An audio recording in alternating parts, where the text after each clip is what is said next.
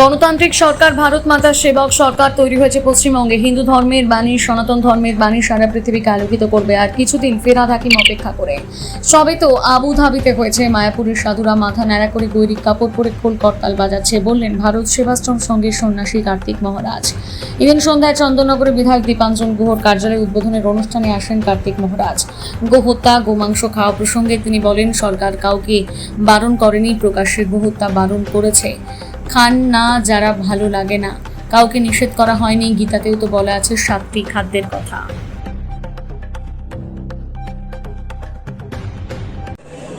তাই পদ্মকে নিয়ে এসেছেন, আর তাদের বলবো শঙ্খ এবং পদ্মই থাকবে, গলা যেন না থাকে। তাই আসুন, আজকে মাননীয় পশ্চিমবঙ্গের সিএম, মুখ্যমন্ত্রী যিনি হয়েছেন, তিনিও আহ্বান জানিয়েছেন। এটাই ভারতবর্ষ। এই ভারতবর্ষে নানা ভাষা, নানা মত, নানা পরিধান, বিবিধের মাঝে দেখো মিলন মহান। এটাই ভারতবর্ষ। কিন্তু সেই সঙ্গে সঙ্গে আবার স্মরণ রাখতে হবে, বন থেকে জানোয়ার তুলে আনা যায়, জানোয়ারের মন থেকে কখনো বন তুলে ফেলা যায় না। এই দুটো নীতিকে গ্রহণ করতে হবে। তাই আজকে এই মঞ্চে আমাদের খুব প্রিয় ভারত সেবাশ্রম সংঘের আশ্রিত মাননীয় দীপাঞ্জন গুহ মহোদয় আশীর্বাদ এবং আজকের এই পুণ্যদিন এই জন্যই বলছি, শ্যামাপ্রসাদ মুখার্জির মা সেদিন কাঁদছিলেন, ওরা প্রফুল্ল, ওরা বিধান, তোরা থাকতে আমার শ্যামার মৃত্যু।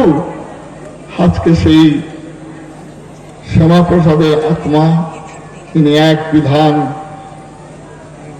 এক মিশন, এক প্রধানের বার্তা নিয়ে গিয়েছিলেন। আজকে তার মার ঊর্ধ্ব লোক থেকে আজকে তার চোখের জলে কেঁদেছিলেন, আমরা সব মুছিয়ে দিতে পেরেছি। আমরা পেরেছি। আচার্য স্বামী প্রণবানন্দজি মহারাজ বলেছিলেন, বাঙালি হিন্দু আমার কথা শুনল না। সেদিন প্রখ্যাত ঐতিহাসিক রমেশচন্দ্র মজুমদার শ্রদ্ধা নিবেদন করতে এসে বলেছিলেন, আমরা ঐতিহাসিকরা প্রণবানন্দজি মহারাজকে তুলে ধরতে পারিনি। আজকে তার চোখের জলকে মুছে দিয়েছেন বাংলার মানুষ। আমরা খুব আচার্যদেবের চরণে প্রণাম জানাই, শ্যামাপ্রসাদ মুখার্জির চরণে প্রণাম জানাই। তার আত্মা আমাদের ঊর্ধ্ব লোক থেকে শান্তি বর্ষণ করছেন। আসুন, আমরা বাংলার সমস্ত মানুষ হাতে হাত ধরে, ছাতিতে ছাতি মিলিয়ে বাংলার উন্নয়নের কথা চিন্তা করব। আজকে স্মরণ করিয়ে দেব দীপাঞ্জন বাবুকে, আজকে স্মরণ করিয়ে দেব যারা আজকে সেদিন গন্ধর্বরাজ চণ্ডাল দুর্যোধন গিয়েছিলেন এবং চণ্ডালের কন্যাকে বিয়ে করবেন।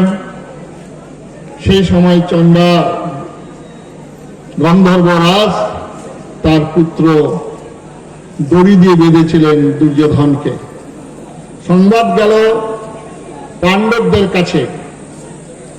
পাণ্ডবদের মধ্যে ভীম উল্লসিত,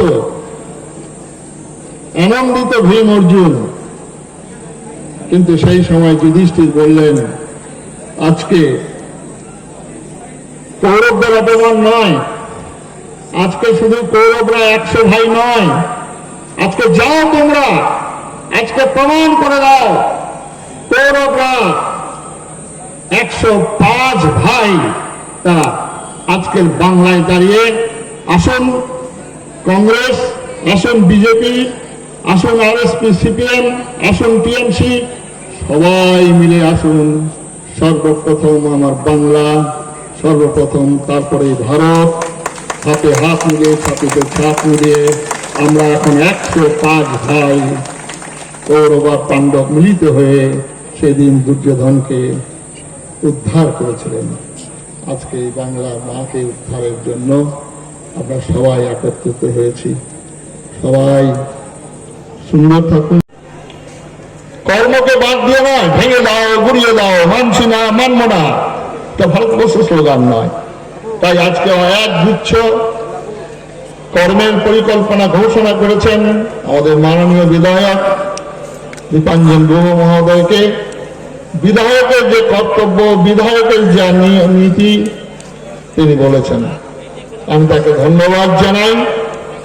আসুন, রাজনীতির নাম ধরি করি প্রচন্ড অন্যায়, ধর্মেরও ভাষাতে চাই বড় অন্যায়, কবিগুরু রবীন্দ্রনাথ বলেছেন। তাই আসুন আমরা কবিগুরু রবীন্দ্রনাথের ভাষায় আবার শেষ করতে হবে। মার অভিষেক, এসো এসো তারা, মঙ্গল ঘট হয়নি যে ভরা, সবার পরশে পবিত্র করা তীর্থ নিবে এই ভারতের মহামানবের সাগরের তীরে। দিবে আর নিবে, মিলাবে আর মিলিবে, যাবে না ফিরে এই ভারতের মহামানবের সাগরের তীরে। আসুন, আমাদের হিন্দু ধর্ম শিক্ষা দেয়, যখন স্বামী বিবেকানন্দ জাহাজে চেপে যাচ্ছিলেন, পাদ্রী সাহেব ধর্ম সম্পর্কে নিন্দা করছিলেন, হিন্দু সম্পর্কে। বিবেকানন্দ করজোরে বলছেন, সাহেব, আমার ধর্মের উদারতা, আমার ধর্মের মহানতা, আমার ধর্মের উচ্চতম আদর্শ সম্পর্কে তুমি কিছুই জানো না, কেন শুধু শুধু আমার ধর্মের নিন্দা করছো? সাহেব ক্ষান্ত হননি, বেশি করে নিন্দা করছিলেন। বিবেকানন্দ বলছেন, যে ধর্মের মানুষ তার গুরুকে প্রণাম করার সময় বলে মদ গুরু, শ্রী জগৎ গুরু, মদাত্মা, সর্বভূতাত্মা, যে ধর্মের মানুষ বলেন অখণ্ড মণ্ডলাকারম ব্যাপ্তং যেন চরাচরম, যে ধর্মের মানুষ তাকে মাকে প্রণাম করার সময় বলেন সর্বমঙ্গল মঙ্গলে, যে ধর্মের মানুষ তার কৃষ্ণকে প্রণাম করার সময় বলে জগদ্ধিতায় কৃষ্ণায়, যে ধর্মের মানুষ একটা গাছকে পুজো করে, যে ধর্মের মানুষ একটা পাথরকে পুজো করে, যে ধর্মের মানুষ জন্তু জানোয়ারকে পুজো করে, সে ধর্মের মানুষ কখনো সংকীর্ণ হয় না, কখনো স্বার্থপর হয় না, সাম্প্রদায়িক হয় না বন্ধু বলছিলেন। কিন্তু চোরানা শুনে ধর্মের কাহিনী। তখন বিবেকানন্দ তো বলতেই পারতেন, পাগলে কিনা বলে ছাগলে কিনা খায়। বিবেকানন্দ বলতেই পারতেন, হাতি চলে বাজার में, কুত্তা ভোকে লাখো में। বিবেকানন্দ বললেন না, বিবেকানন্দ জামার আস্তিনটা গোটালেন, গুটে নিয়ে বললেন, তার বজ্র মুষ্টি তার সামনে ধরলেন, তুমি আর একটিবার আমার ধর্ম সম্পর্কে নিন্দা করো, এক ঘুষিতে সমুদ্রে যাবো। এই হচ্ছে আমাদের সাম দাম ভেদ রাজনীতি। আজকে আসুন আমরা রবীন্দ্রনাথের যেমন কথা বলবো, তিনি যেমন বলেছিলেন, হেথায় দাঁড়ায় দুবারে নরদেবতার কথা। কবিগুরু রবীন্দ্রনাথ যেমন 1905 সালে বঙ্গভঙ্গ আন্দোলন রোধ করেছিলেন, বাংলার মাটি, বাংলার ফল, বাংলার জল, এক হোক এক হোক। কিন্তু এই রবীন্দ্রনাথ যখন দেখলেন ভয়াবহ পরিস্থিতি, 1937 সালের কবিতা আপনাদের আজকে আবার স্মরণ করিয়ে দেব, যে স্মরণ করিয়ে দিয়েছিলেন 4 তারিখে রাত্রি বেলা 12টা, রাত্রি 12টার পর ডিজে বাজবে। কি অহংকার! কিভাবে বলছেন? একজন তো বলছেন 70%, 30% মেনে নিলাম। 2 ঘন্টা সময় তিনি দিয়েছিলেন, 2 ঘন্টা আপনারা হাবি খেতেন, জলে ডোবার আগে হাবি খাওয়া হতো, আমরা খেতাম। আরেকজন বললেন হতভাগা দুর্ভাগা যারা ধর্মে জন্মগ্রহণ করেছেন। কিন্তু শেষ পেরেকটা পুঁতে দিয়েছিলেন কলকাতার বুকে শিক্ষিত মানুষগুলো, আপনাদের মতো শিক্ষিত মানুষগুলো তখন চিন্তা করলেন, বলছেন 1 সেকেন্ড 12টা বাজিয়ে দিবে, 13টা যদি না বাজাতে চান আমি যতদিন আছি। সর্বনাশ ডেকে আনেছিলেন মানুষের।